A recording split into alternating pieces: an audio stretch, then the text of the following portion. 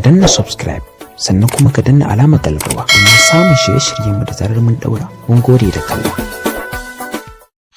Masu sauraro da fatan an wayi gari lafiya. A cikin shirin safen za ku ji cewa Shugaba Trump ya sa hannu kan wata dokar shugaban kasa da ta haramta alakar kasuwanci tsakanin kasarsa da wasu kamfanonin China biyu. Ƙididdiga ta nuna cewa adadin masu cutar corona a nahiyar Afirka ya zarce miliyan 1. Ƙungiyar Amnesty ta yi ƙarin haske kan wani rahoto da ta fitar game da zanga-zangar ƙin jinin gwamnati da aka gudanar a Mali, ƙasar da ke fama da rikicin siyasa. Abin da binciken da muka yi yake nuna shi ne ƙoƙarin kawo ƙarshen zanga-zangar ya sa an kashe mutane da dama, da idan a ƙasa ana irin wannan ya kamata jami'an tsaro su rika kula, domin shi zanga-zanga din nan haƙƙi ne na mutane su yi shi. A Najeriya, hukumar zaben kasar ce ta bayyana wasu tsare-tsare da ta tanada don gudanar da zaɓe a karon farko tun bayan ɓullar cutar corona da ta addabi duniya.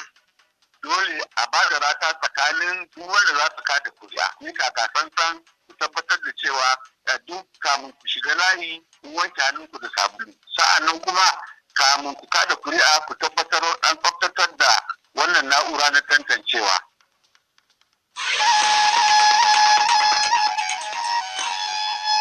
To za ku ji waɗannan da ma wasu rahotannin a cikin shirin, amma yanzu ga labaran duniya. Sunana Nabila Muktar Uba.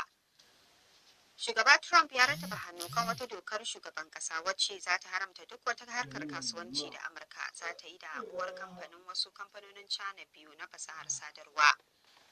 Takunkumin kan kamfanin ByteDance, wanda ya mallaki manhajar TikTok da Tencent da kuma uwar kamfanin sadarwa na WeChat, zai fara aiki ne nan da kwana 45. Shugaban ya ce dole ne ya sa ya ɗauki tsatsauran mataki domin kare tsaron ƙasarsa. The executive orders maintain that TikTok and WeChat constitute a threat both to the Wakilin BBC ya ce dokar ta shugaban kasar ta bayyana cewa TikTok da WeChat suna barazana ga tattalin arziki da kuma tsaron Amurka. Kamfanin Microsoft ya nuna sha'awar sayan TikTok, sai dai wannan dokar ta shugaban kasar ta toshe yiwuwar kammala wannan yarjejeniya. Al'umma a Lebanon sun gudanar da zanga-zanga kusa da harabar majalisar dokoki da ke Beirut, babban birnin kasar, don nuna fushinsu game da fashewar da ta haddasa mutuwar mutane da dama. 'Yan sandan kwantar da tarzoma sun rufe tituna, sannan sun yi yunkurin tarwatsa masu zanga-zangar da hayaki mai sa hawaye. Mafi yawan 'yan kasar dai na zargin hukumomi da yin sakaci a lamarin da ya halaka kimanin mutum 137 tare da jikkata wasu ƙarin mutum 5, sannan ya lalata gidaje da dama. Despite the government being warned, dangerous chemicals were stored right in the heart of this city. Wakilin BBC ya ce duk da gargaɗin da aka yi wa gwamnati cewa ajiyar sinadaran masu haɗari barazana ce ba kawai ga Beirut ba har ma ga ƙasar baki ɗaya, amma hakan ta zo ta faru. Ana dai ci gaba da yin bincike, kuma tuni jami'ai suka tsare mutum 16. Kafafen yaɗa labaran ƙasar sun ce daga cikin mutanen da aka tsare har da shugaban tashar jirgin ruwan inda lamarin ya faru. Shugaba Trump ya ce abokin hamayyarsa Joe Biden maƙiyin Ubangiji ne. A wani jawabi da ya yi a jihar Ohio, Trump ya ce Biden, wanda ɗan ɗariƙar Katolika ne, ya bi manufofin masu tsauri. Ya ce Biden maƙiyin addini ne. Shugaba Trump, wanda ba kasafai ake ganinsa yana zuwa coci ba, ya dogara ne sosai kan ƙuri'un Kirista 'yan mazan jiya a zaben watan Nuwamba. Mai magana da yawon ofishin yakin neman zaben Biden ya ce makomar tsohon mataimakin shugaban kasar a zaben da ke tafi ta ta'allaka ne kan kowane ne shi. To kuna sauraron labaran duniyar ne daga nan sashen Hausa na BBC. Adadin masu cutar corona a nahiyar Afirka ya zarta miliyan 1, kamar yadda ƙididdiga ta nuna. Kusan 'yan Afirka 22,000 ne suka mutu sakamakon cutar. Kasar Afirka ta Kudu ita ce kan gaba a yawan masu cutar a nahiyar ta Afirka, da fiye da 500,000 da suka kamu da cutar. Masar da Najeriya ma suna daga cikin kasashen da suke da yawan masu cutar a Afirka. Amma ƙwararru sun ce akwai yiwuwar ainihin wanda yawan masu cutar a nahiyar ta Afirka ya fi wanda ƙididdiga ta bayyana, saboda ba sosai ake yin gwaje-gwaje ba.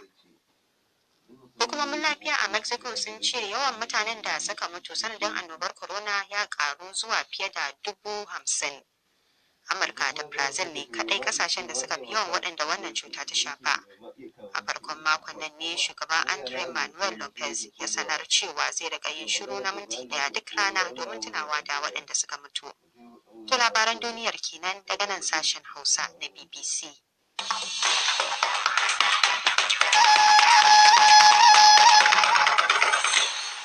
To yanzu kuma sai rahotanni. Yayin da ake bikin cika shekara 75 da kai harin nukiliya da ya halaka fiye da mutum 140 a birnin Hiroshima da Nagasaki na kasar Japan. Wasu kasashe uku sun kammala sa hannu akan yarjejeniyar Majalisar Ɗinkin Duniya ta hana amfani da makamin na nukiliya ciki har da Najeriya. Burin Majalisar Ɗinkin Duniyar shine ta samu kasashe 50 da za su amince da yarjejeniyar domin ta fara aiki. Amma masana harkar diplomasiya na ganin cewa da wuya haƙarta ta cimma ruwa. Ga rahoton da Ibrahim Isa ya haɗa mana. Kasashen Ireland da Najeriya da kuma Norway na cikin waɗanda suka kammala rattaba hannu akan yarjejeniyar Majalisar Ɗinkin Duniya ta hana amfani da makamin nukiliyar. Kuma da waɗannan ƙasashen yanzu adadin ƙasashen da suka rattaba hannu ya kai 43. Wannan karuwar ƙasashe da ke amincewa da yarjejeniyar ta faranta ran ƙungiyar agajin ƙasa da ƙasa ta Red Cross. Malam Aliyu Dawobe na cikin masu magana da yawon ƙungiyar a Najeriya. Mun yi farin ciki sosai saboda rattaba hannu da Najeriya ta yi a wannan yarjejeniya yana nuna cewa an sami ƙarin ƙasashe waɗanda suka amince da haramta amfani da makaman nukiliya. Wannan zai taimaka matuƙa wajen hana amfani da makaman nukiliya.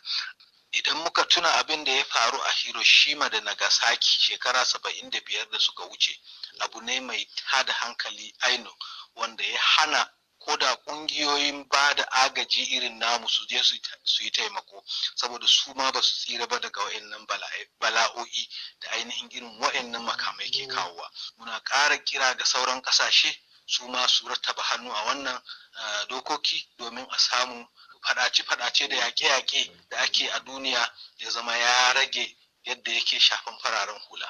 Burin Majalisar Ɗinkin Duniya dai shine ta samu ƙasashe 50 da za su amince da yarjejeniyar kafin ta fara aiki a kan kowa. Sai dai siyasar da ke cikin lamarin na nuna cewa da wuya Majalisar Ɗinkin Duniyar ta samu biyan muradi nan kurkusa. Kasancewar manyan ƙasashen duniya da suka mallaki makaman nukiliyar ba sa cikin waɗanda suka rattaba hannu akan wannan yarjejeniya.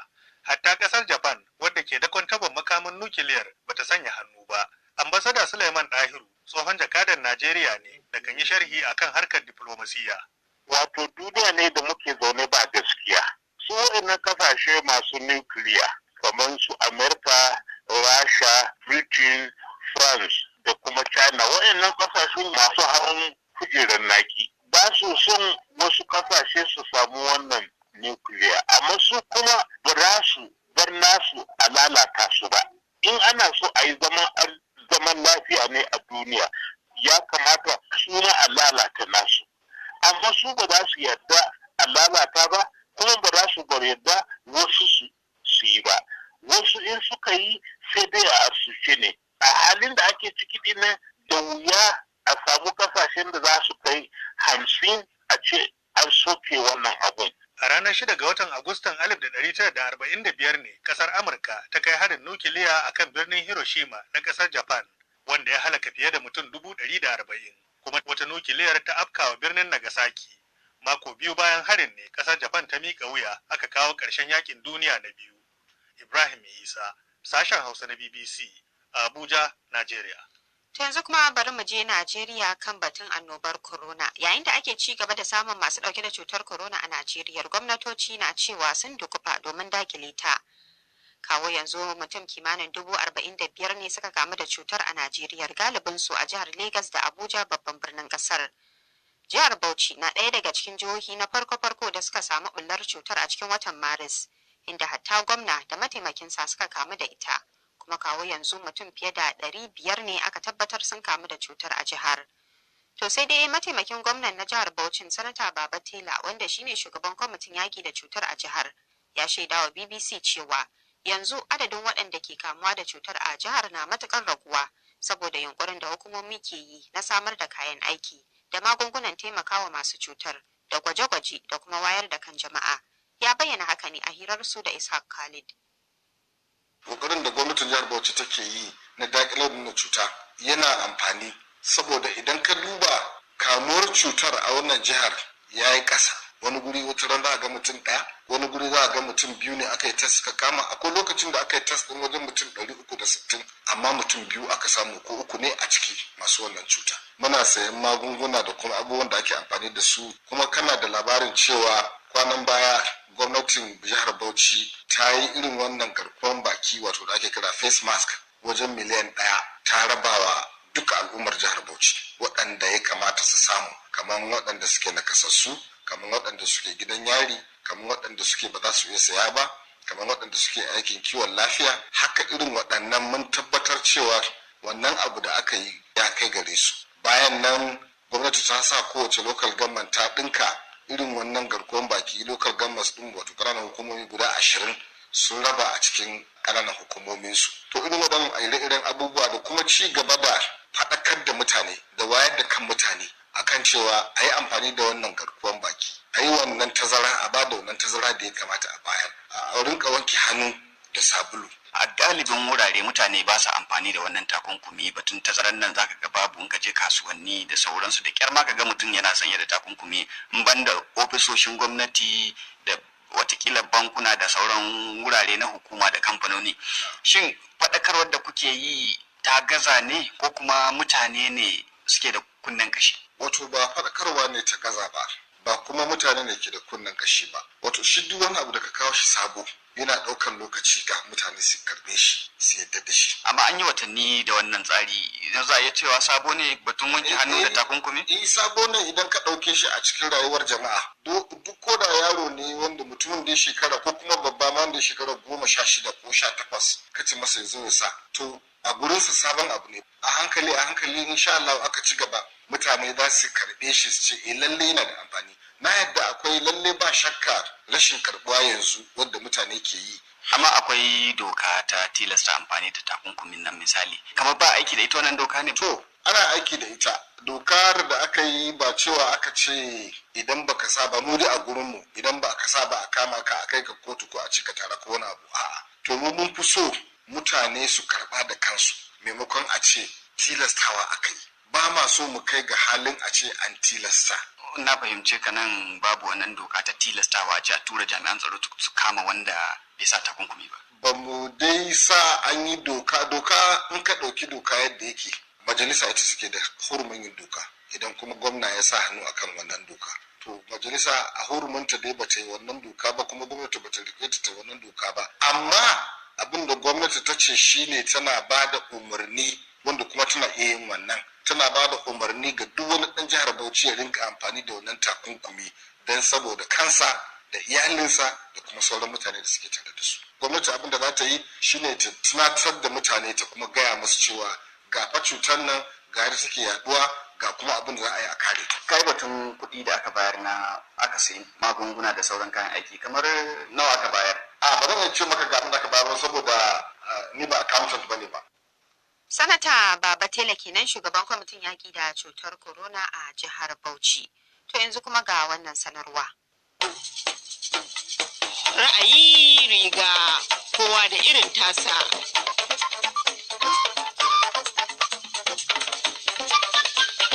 Bayan shafe sama da watanni 4 da hukumomi a Najeriya kamar sauran wasu kasashen duniya suka rufe makarantun boko, a wannan makon gwamnatin Najeriya ta bayar da damar bude makarantun sakandare domin ɗaliban ajin ƙarshe samu damar yin jarrabawar kammalawa. Mu ba karamin jin daɗi muka yi ba da aka ɗan bamu wannan dama mu buɗe makaranta. Na biyu kuma mun sa abubuwa dama tun kafin ba mu damar abubuwan da ya dace da za mu iya kare ɗalibanmu da kuma mu kan murka annoba da ta share duniya gaba ɗaya. Kuma malaman sun shiga cikin halin gaganikayi. Tun April muka rufe makaranta babu ko sisi sai dai kawai a tambayan haraji da ake daga gare mu ga malamai muna biyan su rabin albashi don kuɗin da muka ajiye na makarantar gaba ɗaya tattas ya ƙare. To ko fa wani hali kuke ciki sakamakon rufe makarantun, kuma anya matakan da aka ɗauka ka iya bayar da kariya daga kamuwa da cutar ta corona da har yanzu ba a kai ga samun magani balle rigakafin ta ba? Ya kuma lamarin ya shafi karatun?